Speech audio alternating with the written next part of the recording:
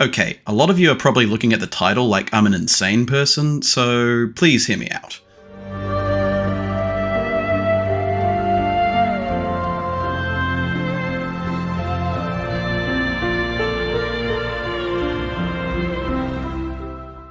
I've been playing Assassin's Creed for a long time, and I still retain that it was one of the few franchises in gaming that not only managed to be intellectually stimulating in its approach to story, philosophy, worlds, characters, UI design, and not to mention the absolutely wonderful sense of place and atmosphere where mystery lurked around every corner of the game. It was a game series that could really generate a feeling like no other at the time. Notice the keyword I mentioned there, was. I won't lie. When Assassin's Creed 3 was released back in 2012, I felt the hype, and 14-year-old me was anxious as hell for the game, and even back then, despite blindly loving it, I think deep down I could tell something was just off. The fuck is that? But I wasn't able to fully express it back then. The UI design felt like it was still in development, the animus itself lost a lot of character, the lack of ambient music was strange, the stripping down of the parkour to being more basic, the glitchy state of the game, and the ending. We'll get to that. Many things about the game were great. Despite what many say, Connor was a well-written protagonist with unique depth, and the story was surprisingly sensitive to the Native American culture. And the developers took major strides to go back to a more morally grey story akin to AC1 that dealt with the philosophy of the Assassins and Templars, and its modern day missions were a real highlight. But ultimately, I agree with the consensus that the game felt underbaked in a lot of its ideas and execution, which was probably a result of time constraints. The need to build a brand new engine, new animations and new environments. I don't envy the task the developers had. And I could feel the lack of Patrice Désilets' creative vision for the trajectory of the series, and the lack of the little things that made the game feel whole, even if some tasks or quests didn't amount to much more than simple assassination contracts or liberating forts. However, I pose that Assassin's Creed 3 was always going to end up this way regardless of the quality of the actual game itself. And you're probably asking yourself at this point, what the hell are you talking about? Well, I think the answer to this question is not what you might think, and for me, that has to do with the fact that I believe that the writers of the game wrote themselves into a corner with the story of Desmond and the larger narrative of the series as a whole and what the series was actually about. Which is why I think the ending of Assassin's Creed 3 fell flat on its face the way it did. So let's explore this. Skipping part of memory to a more recent one. Assassin's Creed 1, right from its first scene, establishes the core theme of the series and carries it all the way to the end. And that is how the past speaks to the present, what history tells us about ourselves and what we can gain from it and learn from it. There's a wonderful parallel between the relationship of Altair and Al-Mualim and Desmond and Warren Vidic, showing how history changes someone's perspective. It's intrinsically entwined in both Altair and Desmond's respective character arcs while running parallel to each other. It's one of the things that AC1 to Revelations was so good at, the multi-layered storytelling and how each narrative strand built upon the next. After Assassin's Creed 1 they introduced the history of the first civilization, and it was after 2 that the series really revealed the endgame the series was building towards, which was of course the 2012 end of the world plotline. The game makes clear from the get-go that the modern day portions of the game take place in that year, 2012. So now that we've established the core theme that runs through these games, let's break down the significance of each layer of narrative and how it all centers back to this theme of how history speaks to the present. Do you all remember how jaw-dropping it was when Minerva, a first civilization member from the earliest days of humanity's past, spoke directly to Desmond, knowing Desmond would have been listening through the Animus? Well, this scene would not have worked nearly as well as it does without that central theme at its core. This scene encapsulates that theme so well on such a fundamental level. It's a clear example of narrative cause and effect, of how one storyline impacts the other. Now, if we work our way up through to Desmond's significance, Desmond is a shoo-in for the audience playing the game. He's a walking in-game explanation for why the UI is designed the way it is, why a health bar is called a synchronization rate, and why tutorials and prompts come up. Desmond is not only a clever meta way of making the player feel more involved in the story, But it also contributes to the player feeling like they are involved in the outcome of history and what happens next with the knowledge we've gained, because we are experiencing everything the way he experiences it, the bleeding effect of skills and knowledge gained, visually represented by taking away the UI elements whenever you play as Desmond, because the game trusts that you remember how to play the game from being in the Animus. If Desmond is a shoo-in for the player and is learning from the history of Altair and Ezio to gain skills and knowledge to prevent the end of the world, Altair and Ezio also in their own way learn from the history of the first civilization and their plight, and how they also tried to prevent the end of the world. The vaults and pieces of Eden they run into are in their own way an animus of sorts. Assassin's Creed 1's ending could have easily stood on its own, and to the series' credit, it still continued this thematic through-line to an extent, but the key difference here is to what end. It's no secret that as the series went on after Assassin's Creed 3, people started to feel more and more disconnected with the series, and whether it was down to annual release fatigue or outdated gameplay is certainly up for debate. I'm going to chalk it up to the way the overall narrative was progressing, so much so that the whole Juno being released into the Grey arc was wrapped up in a comic book series and the series hit the soft reboot button. I think that should tell you all you need to know about the state of the story, and while Origins, Odyssey and Valhalla tried to bring this back, it was nowhere near as nuanced and never quite reached the storytelling heights of the series past, and clearly had no real end goal in mind. So with all of that said, you're probably wondering, well Patrick, where do you think the series should have ended? What did you read the title? Yes, I'm going to propose that the Assassin's Creed series should have ended with Assassin's Creed Revelations, and here's why. If we go back in time, the core theme of the series and the story of Desmond and the Animus is how history speaks to who we are now, and how the past speaks to the present. It's embedded in every facet of these early games that it's almost indisputable. I also said that the writers wrote Desmond into a corner for Assassin's Creed 3. Well, that's because at the end of Revelations, when you take everything into account, what the ultimate storyline behind the games was actually about, learning from history to save the world, that Desmond himself is a meta stand-in for the player playing this historical assassin game, and Ezio pretty much all but spells out the core themes of the franchise in an emotional monologue about how he's only a conduit for something more important. And you learn about how the first civilization couldn't prevent their coming catastrophe and had to learn to rebuild to prevent the next one, how Jupiter, Minerva and Juno and Subject 16 embed Desmond, us the player, with all this knowledge, wisdom and power. The conclusion to the series couldn't have been better summed up in 7 simple words.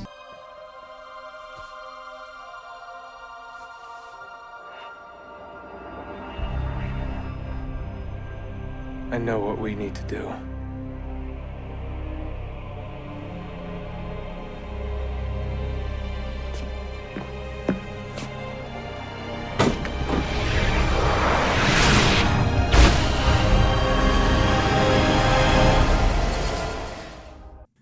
God, I mean, what more is there to say? We all know that Desmond will go off and save the world. This is why Revelations feels more like an ending than Assassin's Creed 3 ever could. Not only does it leave a lot to the imagination, but Ezio's ending carries so much more meaning now, because we know there's nothing more Ezio could do than pass on knowledge to future generations to do something with.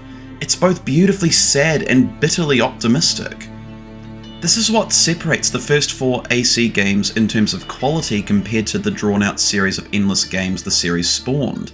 The series right up until Revelations talks about something important and it isn't shy about what it's saying. Revelations feels way more like an ending even just in its presentation. The score swells, the visuals captivate and the music and ambience pull you right in.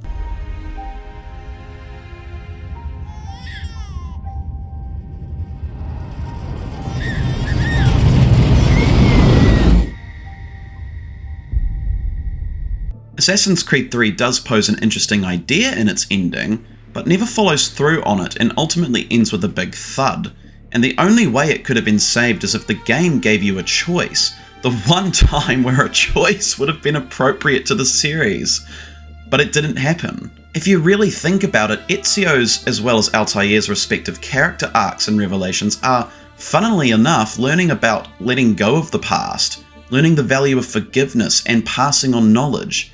Ezio acknowledges in his last moments that for him the saga is finished, the chapter closed. Revelations is a game about reflection and coming to terms with the past at its beating heart. For 3 decades, I have served the memory of my father and my brothers, and fought for those who have suffered the pain of injustice. I do not regret those years, but it is time to live for myself, and let them go. Let go of all of this. Go, son. Go be with your family. And live well. All that is good in me began with you, Father.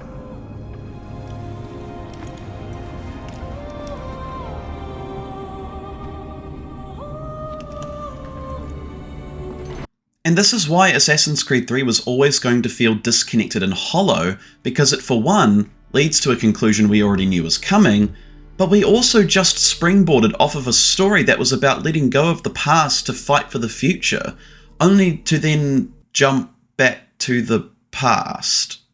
Here we go again.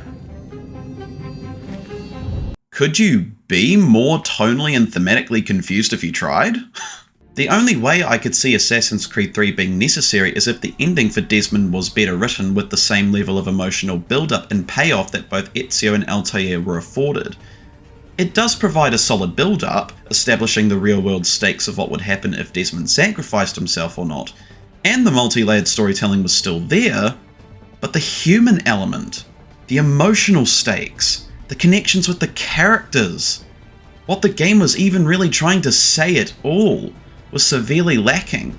All you get is him saying to his friends that there isn't time and then he dies. If I'm really putting my thinking cap on, I could make an argument for the game being about the difference between duty and destiny, and that Desmond seeing Connor's story allows him to learn the value of doing things out of duty to others, which kind of flips the messianic destiny trope on its head, which would completely justify Desmond's ultimate decision at the end, and it would have been cool if the developers bothered to give this idea room to breathe and not rush through it.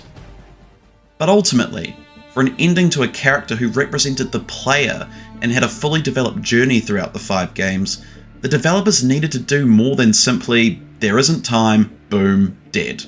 If they were going to do an Assassin's Creed 3, they really needed to make it worth the investment, and sadly, and I'm going to guess due to time constraints of only having 2.5 years to put this narratively ambitious game out, they had to go all out.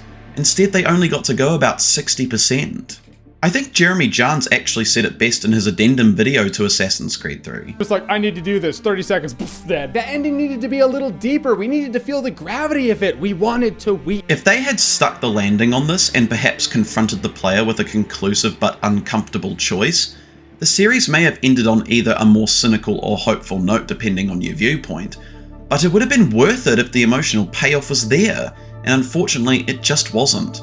Assassin's Creed 3 on its own is a very good game and wonderfully written, but you always get the sense that it's just missing something and feels in direct conflict tonally with what's come before it, and as a result feels frustrating because of how much potential it had and how many things it does well.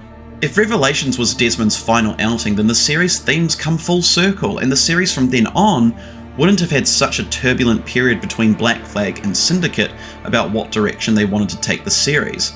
I would urge everyone who's played these games to really notice the dip in consistency and how it coincides with the lack of a meaningful modern day that complements the themes of the story. Black Flag probably comes the closest, with a story about pirate greed contrasted with an exploitative corporation looking to make money by selling the past. If it only went somewhere. It's even noticeable in the way the user interface in these newer games are designed to be noticeably more generic video game HUD style and less intentionally appropriate to the context of the game's world and story, and honestly, I think they need to go back to the drawing board on this in Codename Red and Hexe, and start putting the story first in everything like they used to. I remember the way developers talked about Assassin's Creed 3 back in the day. A lot of the language they used was about reinvention, reinvigoration, and doing a lot of impressive things technically. One of our goals with Assassin's Creed 3 was to sort of rebuild the franchise from its core. Right when we started, we knew this game had to be a fresh new entry in the franchise and be ambitious and kind of reinvent everything. Anvil Next is an engine that gives us the possibility to do things that were not possible to do before.